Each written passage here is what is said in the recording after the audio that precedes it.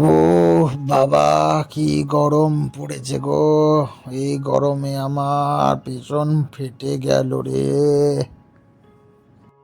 উফ, সত্যি কি গরম পড়েছে! উফ, ভাবলাম জলে নেমে একটু শান্তিতে মাছ ধরবো, যা জল গরম, তো শান্তিতে একটু মাছও ধরতে পারছি না রে বাবা, রে বাবা। সত্যি বাবা, জলও খুব গরম। এই কারণে তো আমরা এই কাদার মধ্যে খেলা করছি। যা গরম পড়েছে বাবা, সত্যি। উফ।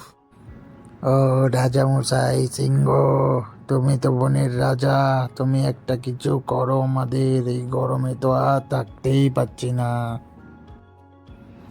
তো আমি কি করব বল, আমার কি কিছু করার আছে?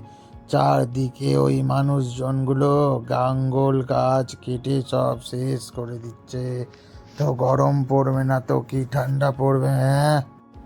সত্যি বাবা, এই মানুষজনগুলো জঙ্গল বঙ্গল কেটে পুরো সাফ করে দিয়ে গ্লোবালের মধ্যে ওয়ার্মিং ছড়িয়ে দিচ্ছে। উফ, কি! ওই ভাল্লুক, কি সব ভুলভাল বকছিস? কথা বলতে পারে না, বলছে গ্লোবালের মধ্যে ওয়ার্মিং ছড়িয়েছে। গাধা, ওইটা গ্লোবাল ওয়ার্মিং বলে। উফ।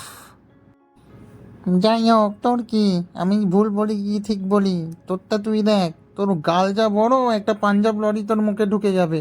জলহস্তি কোথাকার!